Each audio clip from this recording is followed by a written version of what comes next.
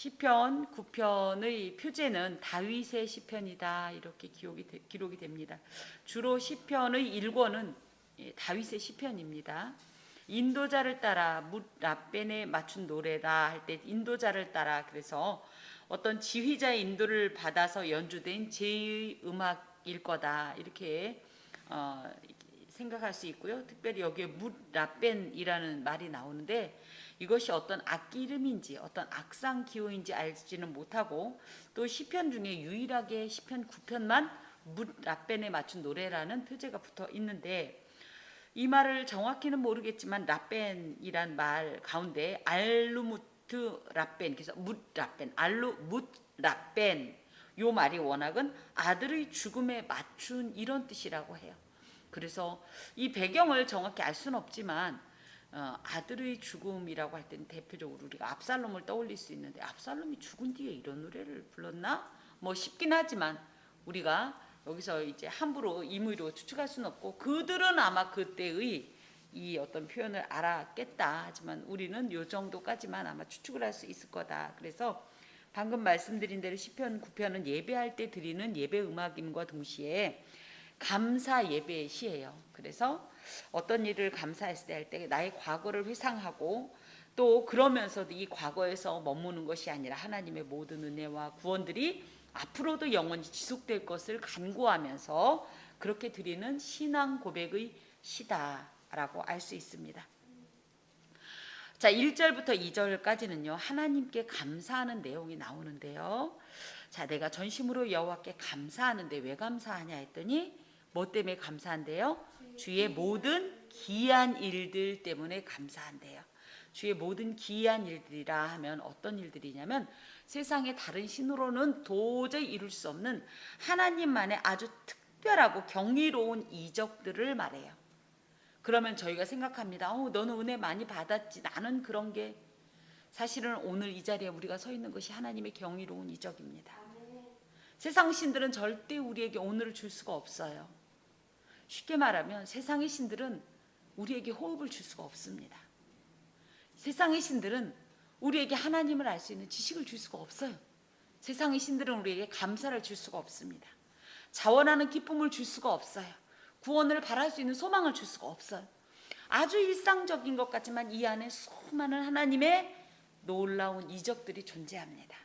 그런 이유 때문에 나는 감사하겠다라고 다윗이 고백한다면 우리는 어떨까? 우리 또한 마땅히 다윗처럼 이런 하나님을 전심으로 온 마음을 다하여서, 온 힘을 다하여서 나의 마음을 표현하겠다는 이런 고백이 있어야 합니다.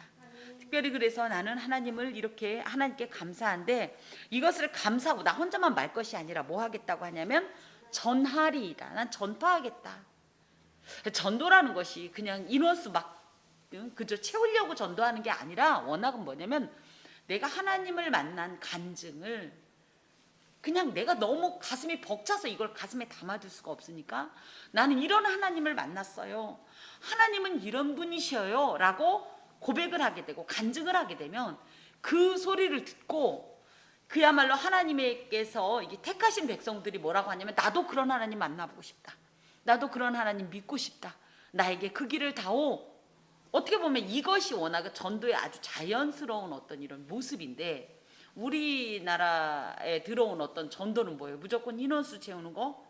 그래, 와 보라, 와서 보라. 그러니까 무조건 끌어다 놓으면 끝난다. 그러니까 뭐 프라이팬 준다고 데려다 놓고 구두 티켓 준다고 데려다 놓고, 이것이 전도가 물론 하나의 방편이 될 수는 있지만 우리가 워낙은 그걸 알아야 돼요. 그래서 굳이 난 전도를 못해 그런다면 뭐예요? 첫 번째, 난 하나님을 경험한 적이 없어. 난 하나님에 대한 확신이 없어 라고 말을 하는 것일 수도 있어요. 우리 안에 하나님이 가득하면, 충만하면 그 하나님을 증거하지 않을 수가 없습니다. 뭐 사랑과 재채기는 감출 수가 없다 그러죠. 사랑에 빠진 그 아름다운 청춘 남녀의 눈빛은 어떤 것으로도 형용이 안 되고 저희가 봐도 딱 압니다. 하나님과 사랑에 빠진 사람은 그 입술에서 그래서 누구 얘기만 나오냐면 하나님 얘기만 나오게 되어 있어요. 그러면 그 하나님 얘기를 내가 이번에는 하나님 얘기해야지 이래서가 아니라 그냥 앉으면 우리도 모르게 하나님 얘기를 하게 되는 거예요. 그런 의미에서 거꾸로 나는 전도를 못해 그런다면 난 하나님을 부끄러워하는 거야 라고 말할 수도 있습니다. 다윗이 바로 이 부분을 정확하게 짚고 있습니다. 그래서 이제 기이한 일을 전파하는데 그것이 어떤 마음이 발로에서 나오냐 했더니 주를 기뻐하고 즐거워하는 마음에서 나온대요. 하나님을 기뻐하고 즐거워할 수 있는 사람은 어떤 사람일까요? 날마다 죄만 짓고 날마다 악한 일을 하고, 그쵸? 부끄러운 일만 한 사람들은 하나님이 좋을까요, 안 좋을까요? 그죠? 두렵겠지요. 피하고 싶겠지요. 그런데 뭡니까? 칭찬받고 싶은 일이 있었다거나 하나님을 너무 좋아하거나 하는 사람은 어때요? 하나님을 늘 사모하고 소망하게 돼 있어요. 이런 마음으로 또 지존하신 주의 이름을 찬송하리니. 그래서 이 감사한 것을 내 마음에 두지 않고 숨기지 않고 그 하나님을 전하겠다. 그리고 이 나의 이 하나님을 향한 이 마음을 찬송하면서 하나님께 고백드리고, 내 삶에도요 이 찬송이, 우리 하나님도 받으시지만 이 찬송을 듣는 자가 또 누가 있냐면 내가 있죠. 내 마음에도 그런 하나님에 대한 확신이 임하게 됩니다. 그래서 한편으로는 이것이 어떻게 보면 이 다윗이 하나님 앞에 올려드리는 하나의 결심이자 사람들 앞에도 드리는 내 고백이긴 한데 다른 사람들과의 관계성 속에서 나는 이런 하나님의 사람으로 살겠다라는 신앙적인 어떤 다짐이 되게 했습니다. 과연 다윗의 말대로 하나님을 감사하고 하나님을 찬송하고 하나님을 전하는, 또 그 일로 인해서 하나님을 기뻐하고 즐거워하는 것은 느헤미야 8장 10절에 보면 여호와로 인하여 기뻐하는 것이 너희의 힘이니라, 이런 말씀이 있습니다. 하나님을 기뻐하고 즐거워하면서 그 하나님을 찬송하는 것이 우리에게 과연 실제적인 생명의 능력이요 구원의 힘이 됩니다. 우리 수시로 무시로 하나님 앞에 감사하고 찬송하면서 하나님을 기뻐해야 하겠습니다. 특별히 여기에는 특별히 동사적인 어떤 이런 특징이 안 나와 있지만 이것은 미완료형 시제를 쓰고 있기 때문에 아직 내가 찬송하고 감사하는 것이 완결되지 않았고 어떻게 한다? 지속할 거다. 앞으로 영원토록. 이런 표현을 함께 가지고 있습니다. 그래서 이제 3절부터 또 이제 6절까지 보면 아까 이제 감사의 이유가 주의 모든 기이한 일들인데 그런 일들을 세부적으로 이야기하고 있어요. 첫 번째, 내 원수들이 물러갈 때에 주 앞에서 넘어져 망함이니이다. 즉 뭐예요? 하나님께서 나의 원수들을 물리쳐 주셨다는 거예요. 나의 원수들을 물리쳤다 그러니까 저런 말 나 기분 나쁘게 한 저 사람을 하나님께서 오늘 그냥 무슨 일을 그냥 아작을내버려. 이런 물론 그럴 때도 있긴 하죠. 하나님 정말 이걸 갚아주세요. 이런 기도도 있지만 하나님은 누구냐면 나의 원수, 절대적인 원수인 사탄을, 그쵸? 이기신 분이고 이 사탄의 모든 괴계로부터 우리를 구원하시는 하나님이시라는 사실입니다. 과연 그런 사탄은요 하나님의 권능에 의해서 철저히 파멸될 것입니다. 지금도 이미 머리는 그저 상함을 받았어요. 그나마 작은 꼬리의 권세로 우리에게 휘두르고 있는 겁니다. 하지만 우리가 잊지 말아야 할 것은 뭐예요? 머리 맞으면 어떻게 돼요? 온몸은 멀쩡해도 뇌사가 오면 어떻게 돼요? 사망이죠. 마찬가지입니다. 쉽게 말하면요 지금 사탄은 뇌사 상태예요. 그래서 그야말로 아직 심장 조금 뛰는 그 콩닥콩닥 그거 하나 갖고 지금 권세를 휘두르는 건데 우리가 거기에 두려워할 것이 없는 것이 우리 하나님께서 이미 이 사탄의 권세를 물리치셨다는 사실입니다. 원수는 반드시 하나님 앞에서 멸망당하게 되어 있습니다. 일시적으로 우리를 힘겹게 하고 우리를 시험하고 우리를 아프게 하고 눈물 짓게 하는 일에 실망하지 말 것은 이미 사탄의 상태를 우리는 알기 때문입니다. 하나님 안에서 두려워하지 말고 오늘을 넉넉히 주님의 손을 붙잡고 이겨나가야 하겠습니다.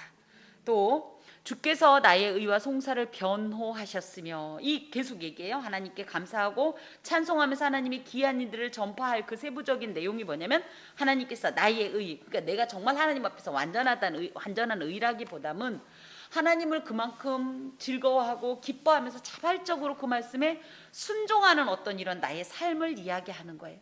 누가 감히 절대적인 하나님의 의로우심 앞에 내가 의롭다고 말하겠습니까? 하지만 나의 최선을 다하여서 하나님의 뜻을 따라 살려고 했던 이 마음을 우리 하나님은 아신다는 거예요.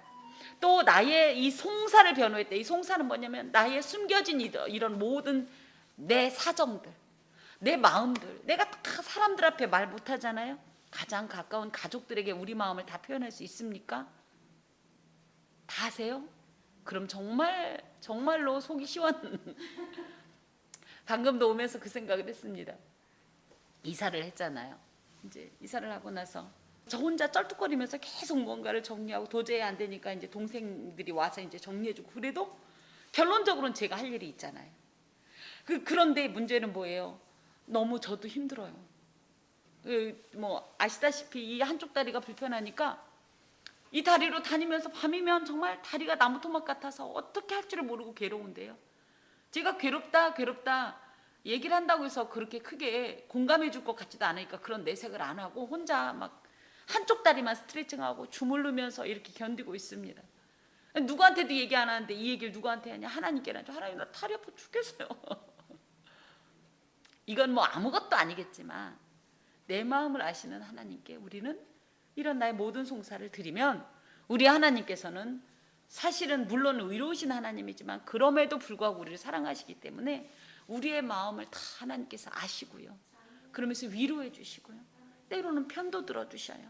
내가 너무 억울한 일이 있을 때 대놓고 말씀하시고요. 그래 하면서, 이런 하나님이기 때문에 감사한다는 거예요. 그 하나님은 또 어떤 분이냐면 보좌에 앉으사 의롭게 심판하시는 하나님이라는 거예요. 보좌에 앉았다 그러면 그냥 의자에 앉았구나 이렇게 생각하는데, 고대 근동은요 일반적으로 무슨 일이 있으면 대부분 이 바닥에 앉는 게 관습이래요. 근데 보좌에 앉는다, 어떤 의자에 정색을 하고 앉는다는 건 무언가 특별한 일을 하려고 특정한 어떤 권위를 가지고 그 일을 수행하겠다는 어떤 그런 뜻이래요. 그래서 하나님께서 그냥 심판하셨다 하지 않고 보좌에 앉으사, 이 말씀이 이제 7절에도 영원히 앉으시며 이런 표현이 나오는데, 하나님께서 이 심판을, 이 심판이라는 특별한 일을 행하시려고 이런 어찌 보면 이 보좌에 앉으신 같이 내가 비록 사람들 눈에 숨겨져 있는 것 같지만 하나님 눈에 밝히 보이는 이 모든 내용들이 하나님이 공의로운 심판대 앞에서 분명한 판결을 받을 것이라는 이 신뢰 때문에, 비록 오늘은 불의한 자들 때문에 내가 힘에 겪고 불법으로 인해서 마음이 상하더라도 하나님을 신뢰하니까 그것으로 인해서 나는 실망하지 않겠다, 낙심하지 않겠다, 이런 고백을 가지고 있습니다. 또 이방 나라들을 책망하시고, 여기서 책망한다는 거, 이놈 하고 혼내는 것을 넘어서 뭐냐면, 하나님을 믿지 않고 우상을 섬기며 살아가는 사람들에게 하나님께서 모든 천하의 그들의 죄를 다 낱낱이 드러낸다는 뜻이에요. 다 밝혀내겠다는 뜻이에요. 그러니까 그렇게 밝혀내고 나면 사실은 이미 이 죄 자체가 부끄럽기 때문에, 우리 어때요? 물론 요즘은 참 무서운 세상이에요. 예전에 어땠어요? 중죄를 지은 사람 거기에다가 점퍼 같은 거, 그게 누구 점퍼인지 모르겠지만 형사 점퍼인지 모르지만 얼굴에다 확 뒤집어 씌워주고 막 그랬죠. 수갑도 수건으로 막 감아주고 막 이랬죠. 그리고 그런 사람들 화면에 나올 때 얼굴 막 이렇게 처리해주고 그랬죠. 근데 요즘은 어떻게 해요? 그 사람들이 막 고개를 더 빳빳이 들고 막 이러더라고요. 물론 죄인 중에 이런 죄인도 있지만 정말로 하나님의 그 거룩하신 하심 앞에 자신의 죄가 드러나면 유구무원이 되는 거예요. 그것이 사실은 하나님의 책망이라고 말을 하고 있습니다. 누구도 이런 하나님 앞에 그건 이거고 저건 이거고, 내지는 누굴 죽여놓고도 뭐 이 사회의 정의를 구현하려고 죽였습니다, 이런 말을 함부로 할 수 없다라는 거예요. 하나님의 심판에 대해서 왜 나는 억울합니다 할 수도 없다라는 거예요. 하나님의 이 심판은 완전하시기 때문에, 그런 하나님 때문에 본인은 다윗은 계속 감사하고 그런 하나님 때문에 즐거워하고 기뻐하겠다, 찬송하겠다. 또 악인을 멸하시며 그들의 이름을 영원히 지우셨나이다. 이름이라는 존재는 그냥 단순히 이름을 지우개로 지우는 수준이 아니죠. 그렇다고 볼 때 자신의 전 존재에 대한 용어인데, 이 말은 이 세상에 남겨진 그 어떤 존재에 대한 기억을 사람들이 뇌에서 아예 싹 다 지워 버리시겠다. 이것은 철저한 파멸을 말합니다. 우리도 죽음을 앞두고 가장 우리가 비통한 어떤 감정이 드는 것 중에 하나가 그거래요. 잊혀지는 것이라고 합니다. 그렇다고 할 때 잊혀지는 것은 얼마나 이 존재했던 자가 비존재자로 아예 그 존재의 흔적조차 없다라는 것은 아주 어떻게 보면 비참하고 슬픈 일인데요. 그런 일들을 하나님이 누구에게? 이방 나라들, 악인들에게 행하실 것이다. 그 정도로 철저한 파멸을 주실 것이니까 내가 지금 내 손으로 원수 안 갚아도 억울하지 않다, 불안하지 않다. 이런 어떻게 보면 또 이런 고백이기도 합니다. 이런 표현들이 성경에도 있지만 우가릿, 그 고대 우가릿 문서 등에도 특정 대상에 대한 극한의 혐오감 같은 걸 표현할 때 이런 표현을 썼다고 합니다. 이런 또 내용이 사건적으로 볼 때 성경에 여리고성이 지금 어디에 있는지 아세요? 이라크 쪽에? 가나안의 첫 성이죠. 우리 저번에 동편 했죠. 그죠? 이 갈릴리 호수와 요단 계곡, 그 다음에 이제 사해라고 할 때 요 맞은편에 첫 성이 가나안의 첫 성이 여리고인데요. 이 여리고성이 물론 이제 열왕기에 보면 누가 다시 지었다, 짓지 말라고 그랬죠, 하나님께서. 근데 다시 지었잖아요. 그렇지만 지금 그냥 이런 성이 있었다 정도지만 이런 거예요, 일종의. 그랬지만 지금은 아무런 의미가 없는 것처럼. 또 바벨론이 얼마나 거대 강국이었습니까? 127도, 128도 이렇게 거대 강국이었는데 지금 그 나라가 있습니까? 없습니까? 없어요. 이렇게 하나님께서 완전하게 파멸하실 거다. 그들이 왜요? 그만큼 하나님 앞에 불의했기 때문에, 악을 행했기 때문에. 하나님은 그런 분이시다. 자, 원수가 6절, 원수가 끊어져 영원히 멸망하였사오니 주께서 무너뜨린 성읍들을 기억할 수 없나이다. 그래서 7절에 여호와께서 영원히 앉으시며, 그래서 공의로운 심판자이신 하나님을 향한 다시 한번 고백이, 하나님이 영원히 앉으신다는 건 뭐예요? 영원이라는 것은 시간적인 것도 있지만 완전함을 뜻하기도 해요. 그래서 완전하게 심판하실 것이다.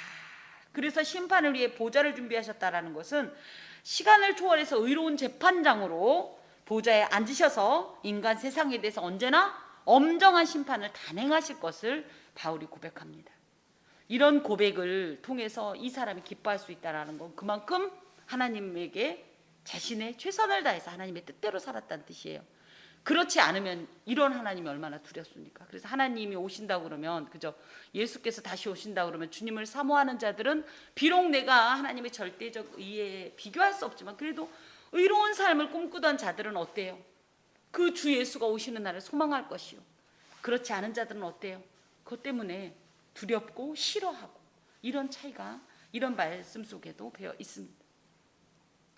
하나님의 심판의 기준이 뭐냐면 여기에서 보니까 공의로 세계를 심판하시며, 하나님의 심판의 기준은 공의입니다. 이걸 제다크 이렇게 얘기하는데, 공의는 뭐냐면요, 이 의를 이 판가름하는 절대적인 기준을 말해요.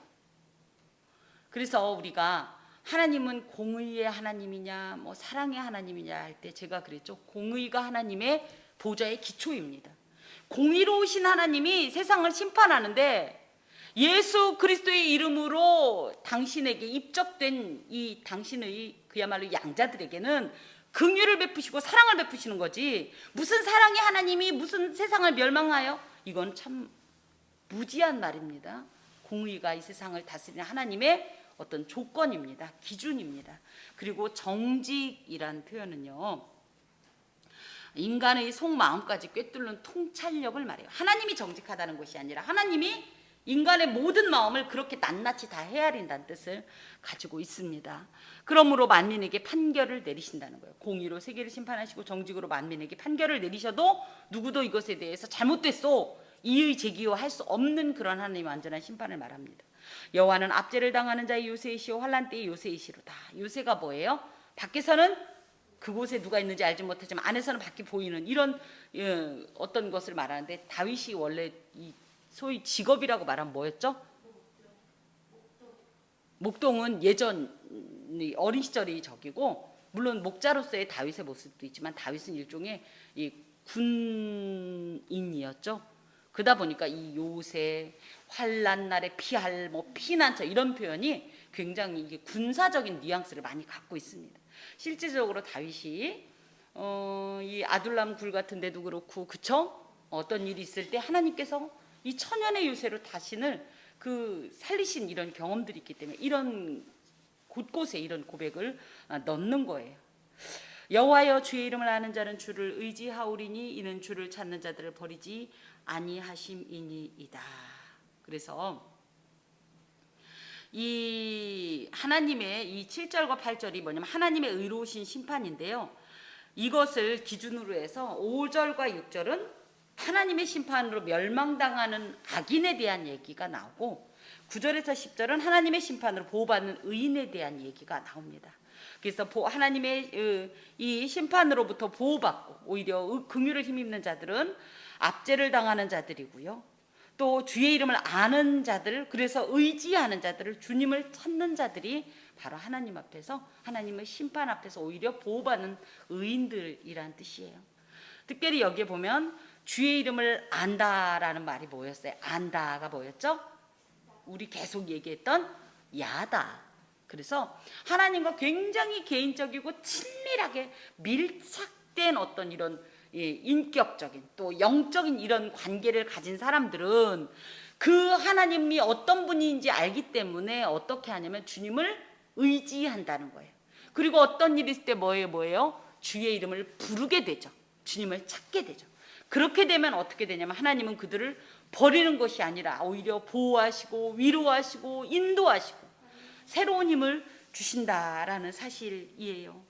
그러므로 우리가 어떤 불의한 일로 억울해하거나 또 어떤 그저 우리가 의도하지 않았던 일 때문에 절망하지 말 것은 공의의 하나님께서 보좌에 앉아 계시고 그 모든 것을 판결하실 뿐만 아니라 정직으로 모든 것을 알고 하나님을 의지하는 자를 끝까지 책임지신다는 사실입니다.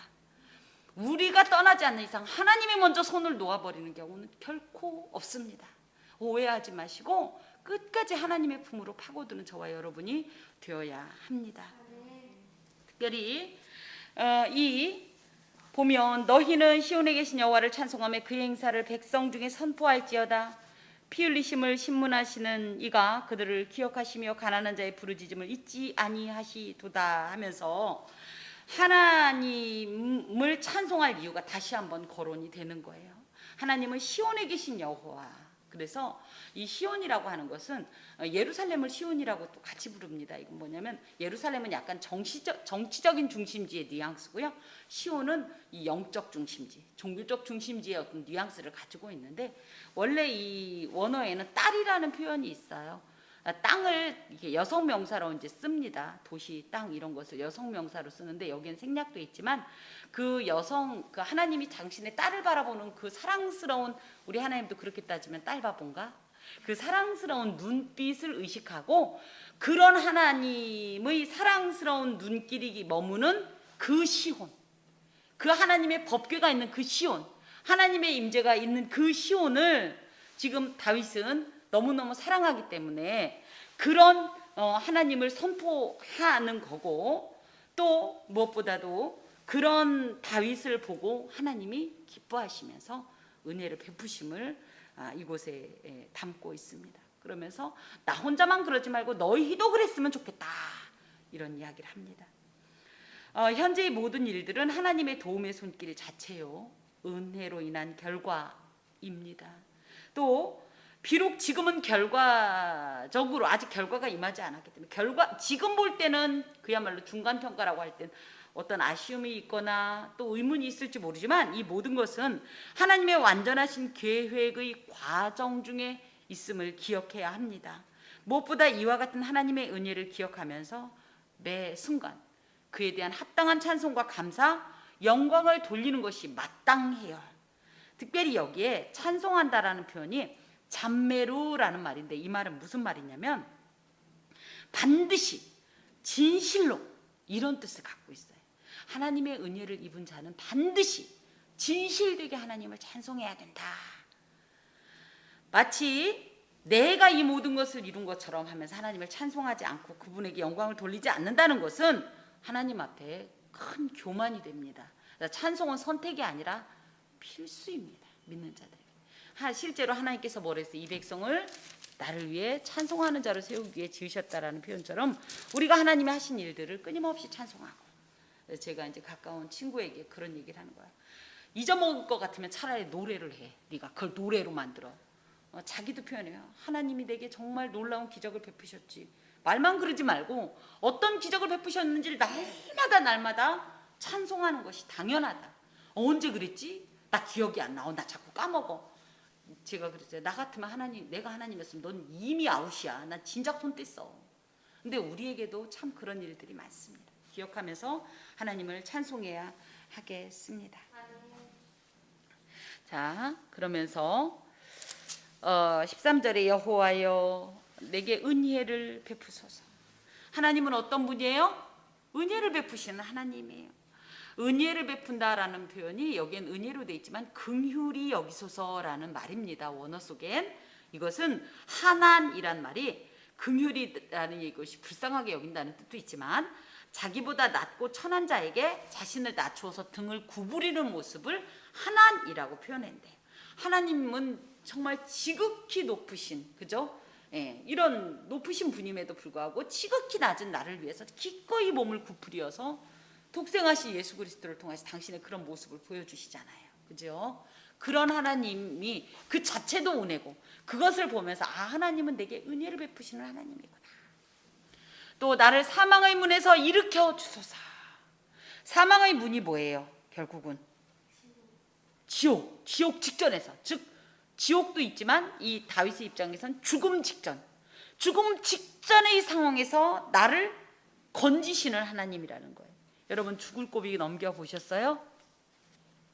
다행입니다. 저는 몇 번 기억이 나요. 그런데 그럴 때 아슬아슬하게 그 자리를 딱 피하면 생각합니다. 우리 하나님이 죽음과 나 사이에 손을 탁 넣으셨구나. 저는 그거를 이 그림 이미지로 봅니다.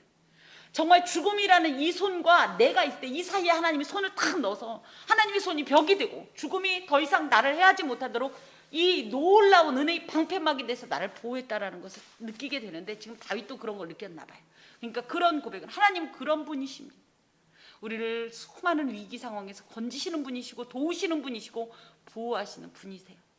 나를 미워하는 자에게서 받는 나의 고통을 보소서.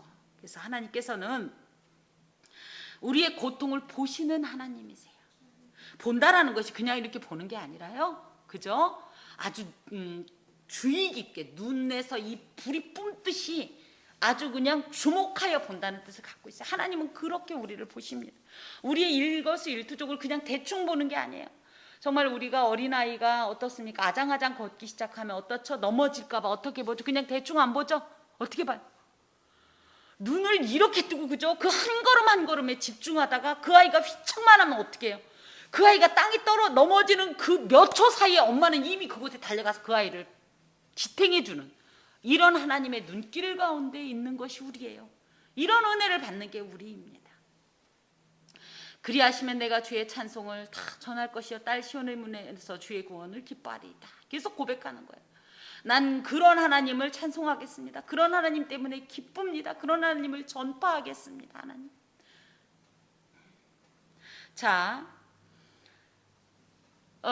또 이 15절 이방 나라들은 자기가 판 웅덩이에 빠지며 자기가 숨긴 그물에 자기 발이 걸렸도다. 이방 나라들은 아까도 이야기했던 것처럼 하나님이 없다고 생각하고 하나님 앞에서 교만하게 행동하면서 하나님을 잊어버린 자들이요, 하나님을 무시하는 자들이요, 대적하는 자들이요, 조롱하는 자들을 말해요. 근데 이제 여기에서 본문상은 다윗 자신의 대적들을 이렇게 표현한 것 같아요. 거기에 보면 자기가 판 웅덩이, 자기가 숨긴 구물이라는 것은 이 당시에 짐승을 포획할 때 보통 함정을 파놓고, 그죠? 함정을 파놓거나 내지는 그물로 이렇게 생포를 하는 그런 이 사냥법을 썼는데, 마치 다윗을 하나의 그런 자신들이 포획해야 될 어떤 짐승 취급을 하면서 이런 행동을 했는데, 놀라운 건 뭐예요? 그것이 원래는 누구를 잡으려고 했던 거다? 다윗을 잡으려고 했는데 실제로는 누가 잡힌 거예요? 자기가 판 자기 웅덩이에 자기가 친 자기 그물에 자기가 걸려버리는 일을 통해서 다윗은 그것이 저절로 된 것이 아니라, 야, 우리 하나님이 또 함께 하셨구나, 손보셨구나, 악을 그야말로 악으로 갚으시는 거예요. 그런 하나님을 신뢰하면서 그런 하나님을 바라보면서, 하나님은 내게 비록 어떤 악인이 나에게 악을 행해도 이것이 내 머리로 오지 않고 그야말로 까닭없는 제 저주는 참사에 날아가는 것과 같이 도리어 그 원수에게 임할 뿐이지 내게 임하지 않는다는 이런 확신이 있는 겁니다. 우리 자신도 마찬가지예요. 그렇게 될까봐 미리 막 진도 나가지 말자고요. 주의 옷자락 붙잡고, 하나님이 가시면 그 옷의 옷자락 붙잡고 하나님 뒤를 따라가면 되는 거예요. 근데 우리가 먼저 무슨 선봉장도 아니고 쳐가면서 하나님 따라와봐요, 갈 필요가 없어요.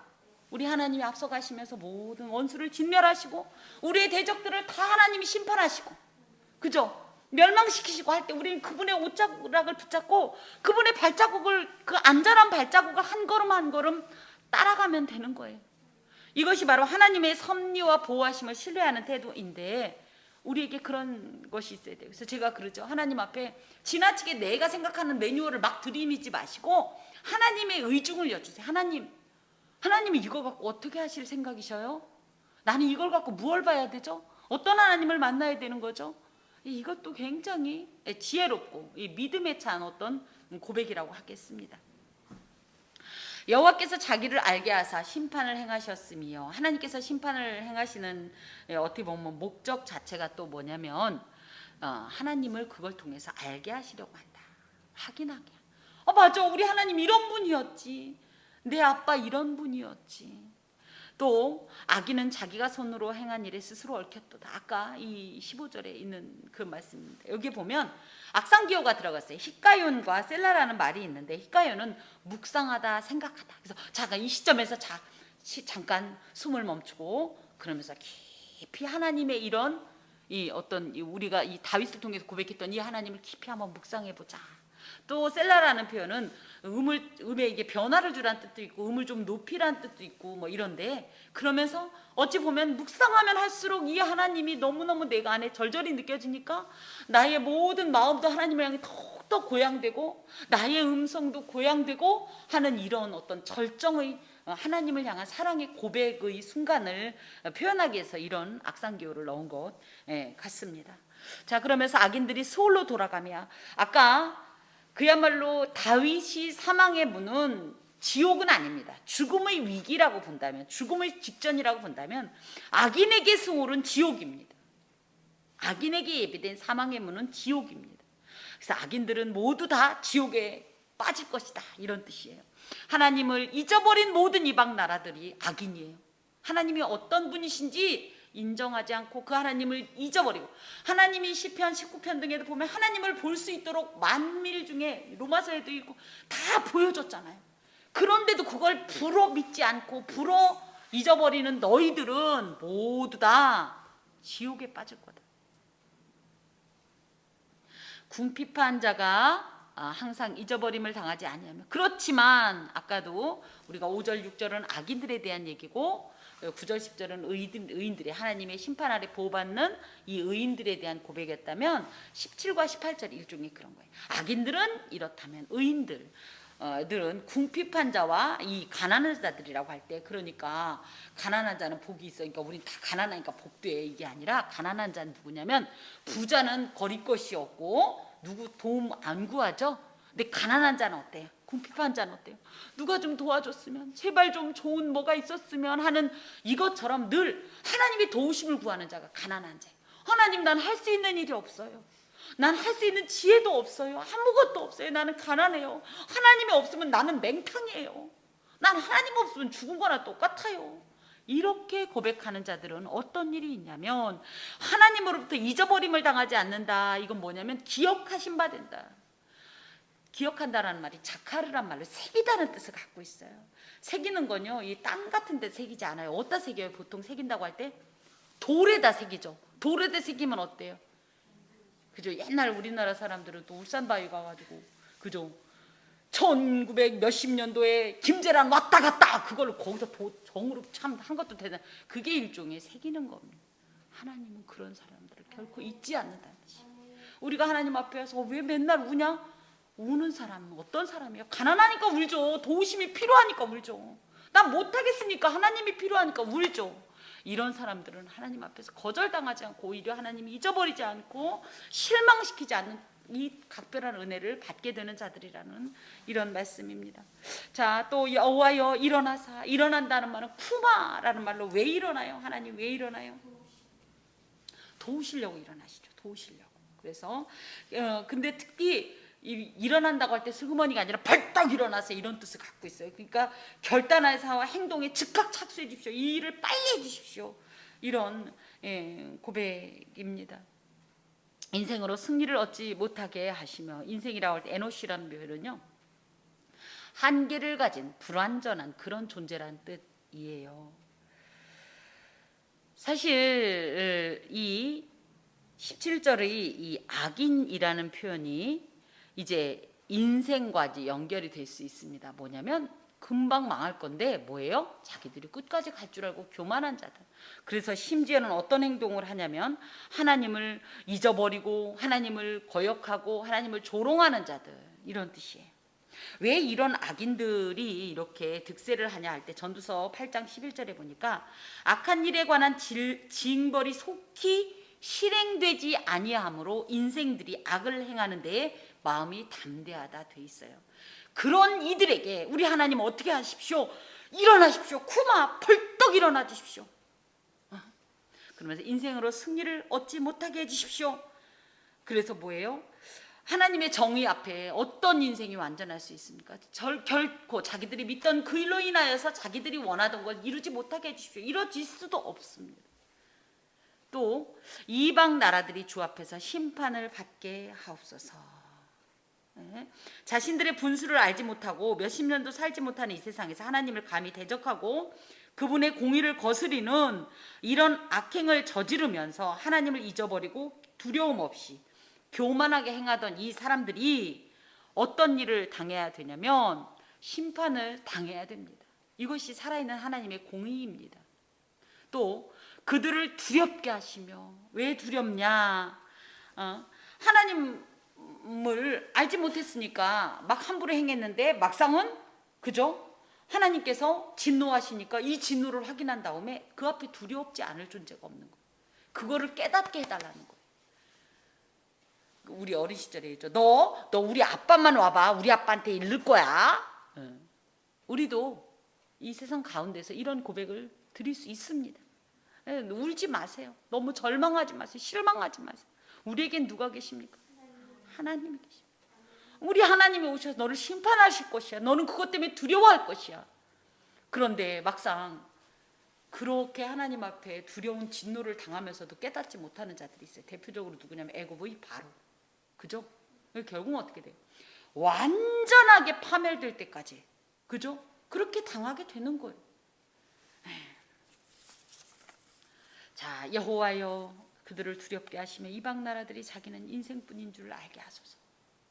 인생, 우리가 생각할 때 굉장히 낭만적인 것 같지만 성경에서 바라보는 인생은 정말 바람과 같고 정말 흙과 같고 잠시 잠깐의 어떤, 그죠? 이 아주 기간도 너무 짧고 너무 미약한 이런 존재예요. 하나님 앞에서 우리가 하나님을 알수록 더욱더 어떤 고백이 나와요? 하나님, 정말 나는 하나님 앞에 아무것도 아니에요. 그렇죠?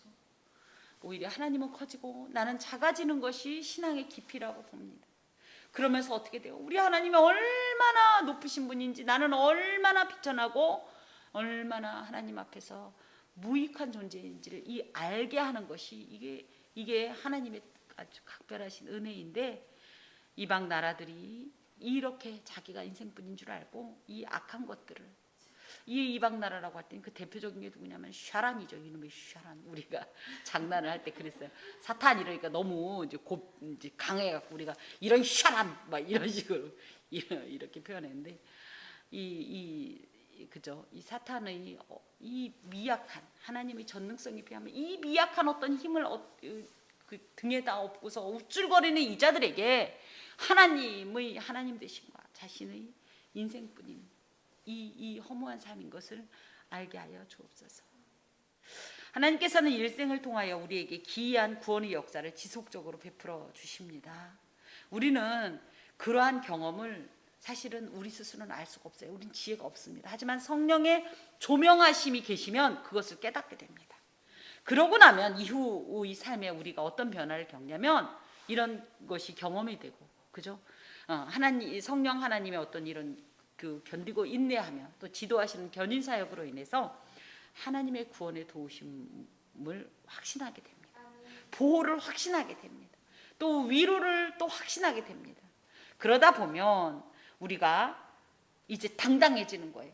오늘 울 일이 있어도 웬만하면 안 울어도 돼요. 그렇죠? 물론 하나님 앞에서 울고 싶을 때 울 수 있지만 절망의 눈물은 아니라는 거예요. 의지의 눈물, 굳이 얘기하면 어리광의 눈물, 응석의 눈물, 고자질의 눈물. 이건 우리끼리 이제 표현되는 거지만 그런 눈물을 흘리고 그런 고백을 하는 자는 어떠한 난관이 우리의 신앙을 흔든다 해도 흔들리지 않습니다. 물론 전혀 안 흔들리진 않아요. 가지와 잎사귀는 조금 일시적으로 조금 흔들려요. 그쵸? 이 세파에 안 흔들릴 수는 없어요. 하지만 중요한 건 결코 뿌리까지 요동하지는 않습니다. 또 그러할 수 있도록 우리가 더욱더 하나님의 도우심을 구해야 돼요. 하나님께 더 밀착되어 있어야 돼요. 하나님의 기사와 구원의 은총, 공의로우신 심판과 승리를 우리는 기억해야 합니다. 그리고 이것을 기억하기 위해서 뭐 해야 돼요? 찬송하면서 끊임없이 전할 때에 이것이 우리 하나님께 진정한 영광을 돌리는 삶이요, 우리에게 원하시는 우리의 존재의 목적에 대한 합당한 삶입니다. 오늘도 또 앞으로도 영원히 승리하는 저와 여러분이 됩시다. 기도합니다. 주님 감사합니다. 참으로 꿀입니다. 참으로 시원한 맹수이십니다. 이 말씀을 받고 사랑하는 주님의 권속들이 오늘도 하나님 안에서 위로받고 보호받으며 안심하고 당당하게 이 세상 가운데 살아가게 하여 주옵소서. 실패를 만나도 울지 말게 하여 주옵소서. 근심을 만나도 하나님 가슴 치지 말게 하여 주옵소서. 이 모든 것이 하나님의 커다란 영광의 극장 안에서 이루어지는 일들이고 하나하나의 퍼즐이 어느 날 완성되었을 때 바로 이 순간이 얼마나 하나님 안에서 요긴한 것이었고 하나님을 뜨겁게 만날 수 있는 순간이었는지 하나님 오히려 이 순간을 행복해하며 기뻐하며 유익으로 삼게 하여 주시옵소서. 예수 그리스도의 이름으로 기도하오며 주 예수 그리스도의 은혜와 하나님의 사랑과 성령의 교통하심이 은총을 입은 함께하는 교회의 모든 권속과 그 삶에 영원히 함께하옵시기를 간절히 축원하옵나이다. 아멘.